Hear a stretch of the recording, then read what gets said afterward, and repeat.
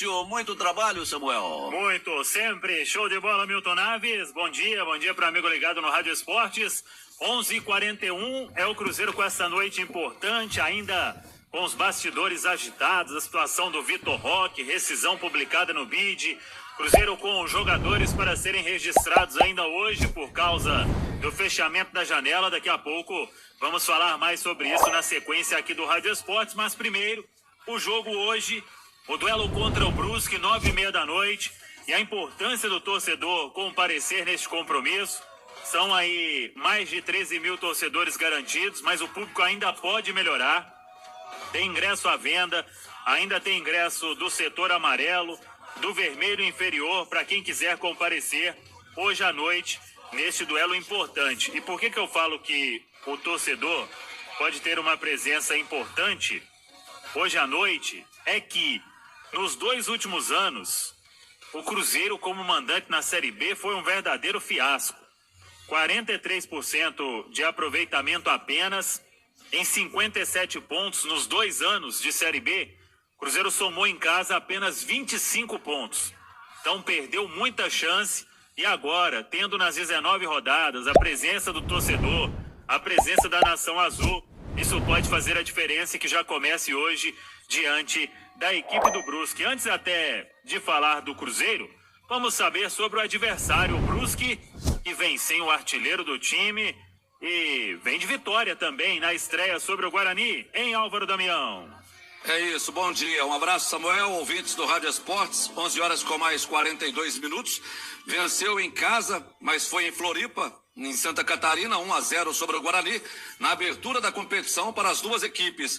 Para o jogo de hoje contra o Cruzeiro, o técnico do Brusque, o Vaguinho Dias, ele tem algumas importantes ausências. O Brusque tem desfalques importantes. Ayrton, Alexandro, o Crislan, o Gabriel, Jansson, Jordan, Luiz Antônio e o Wallace.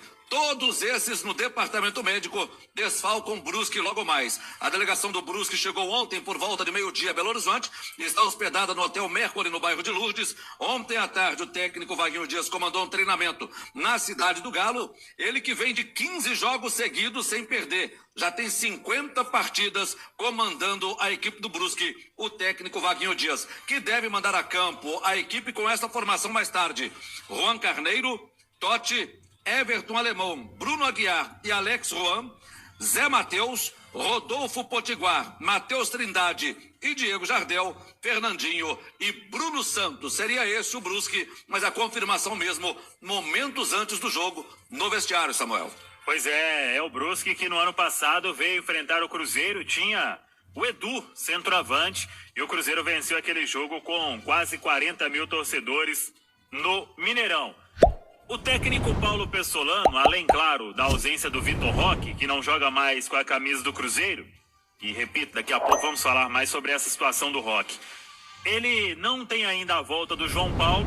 João Paulo segue fazendo um trabalho de fortalecimento, de reequilíbrio muscular, então deve voltar aí nos próximos jogos. E também perdeu o Fernando Canezinho. O Canezinho teve um problema no joelho, um músculo, na musculatura do joelho, então fica fora deste compromisso. O Dr. Sérgio Campolino até falou sobre o resultado do exame e não estabeleceu um prazo para a volta do Fernando Canezinho, que até vinha bem neste meio campo do Cruzeiro. Então, já vai ter problema o técnico Paulo Pessolano. Agora, em compensação, ele tem 2 reforços regularizados e relacionados. E se bobear, vão para o jogo, hein? Neto Moura, volante, e o Rodolfo, atacante. Será que poderia ir Rodolfo com Edu? Os dois atuando juntos? Vamos aguardar. Os relacionados: goleiros Rafael Cabral e Denivis. Laterais: Rômulo, Giovani Jesus, Rafael Santos e Matheus Bidu. Rômulo e Rafael os titulares. Zagueiros: Eduardo Brock e Oliveira.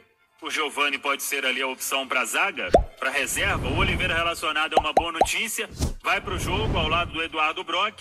Para o meio campo, ele relacionou William Oliveira, Pedro Castro, Neto Moura, Adriano e os garotos Mitikov, Breno e Daniel Júnior. Só o Daniel de meia, mas vem jogando pela beirada. E para o ataque tem Rodolfo, Edu, Vagninho, Vitor Leque, Josefer e Marcelinho. Claro, tem vários outros jogadores que chegaram, ainda serão regularizados para ficar à disposição do Paulo Pessolano, mas o certo é que do meio para frente ali, eu acredito que ele vai observar algumas outras possibilidades, porque Edu Panzi, Vitor Leque e Vagninho não agradaram na estreia do Cruzeiro, na derrota sexta-feira para o Bahia, lá na Fonte Nova, em Salvador. Ô Samuel, um abraço para você, para quem está ligado no Rádio Esporte. Você citou aí os jogadores que foram regularizados, mas que já estão aqui em Belo Horizonte há um bom tempo, né?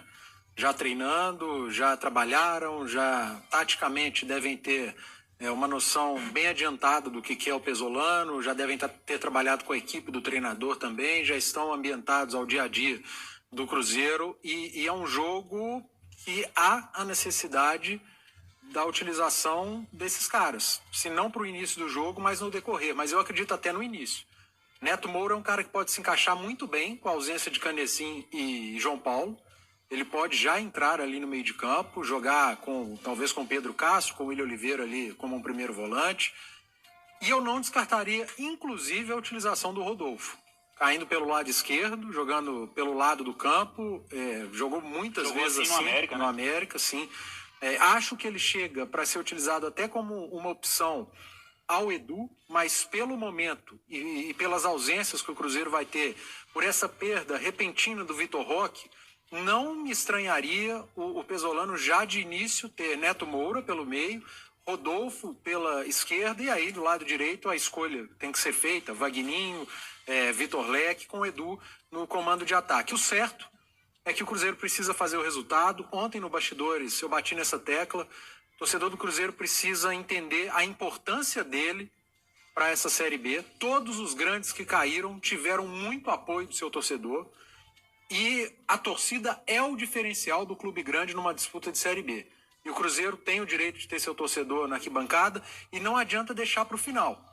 O primeiro jogo contra o Brusque vai ter o mesmo valor dos últimos jogos quando estiver acabando a competição. Então, é importante que o torcedor entenda a sua importância para a caminhada do Cruzeiro na Série B. A campanha dentro de casa poderia ter feito a diferença nos 2 últimos anos. Acabou fazendo para o mal. Tomara que seja o contrário esse ano.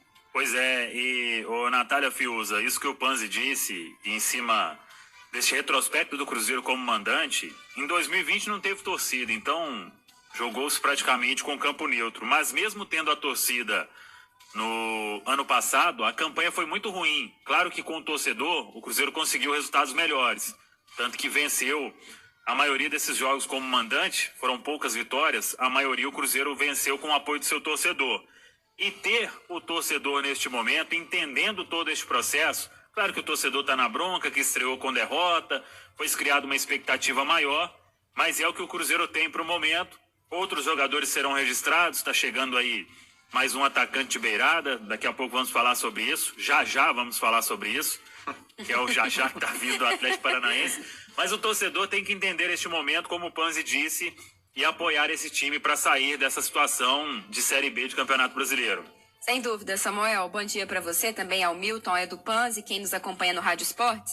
A importância do fator mandante é tão grande, Samuel, que no ano passado o Cruzeiro tentou jogar em 3 casas diferentes, justamente para tentar exercer essa força, né? O retrospecto no Mineirão não era muito bom, tentou jogar no Independência, onde também houve uma certa frustração, apesar de ter conseguido algumas vitórias, foi para a Arena do Jacaré, onde se criou uma expectativa muito grande. Aquela vitória, inclusive, sobre a Ponte Preta, num jogo num sábado de manhã, foi um resultado muito importante para que seguisse, né, aquela esperança do acesso ainda na reta final com Vanderlei Luxemburgo.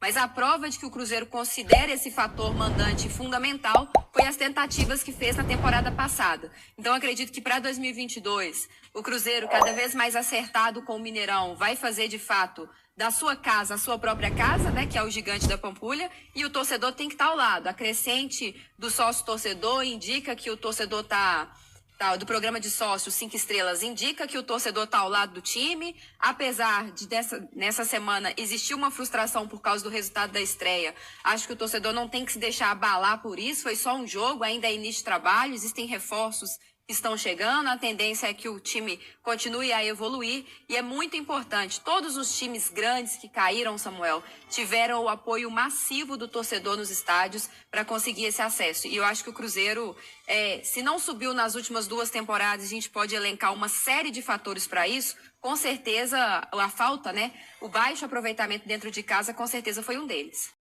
E só para pedir aqui o apoio de vocês aqui, para a gente finalizar esse vídeo, venho aqui pedir o apoio de todos aqueles que ainda não é inscrito no canal, que possa estar se inscrevendo, e para aqueles que já são inscritos, para estar deixando o like no vídeo aí, que fortalece bastante aqui o canal Unidos pelo Cruzeiro.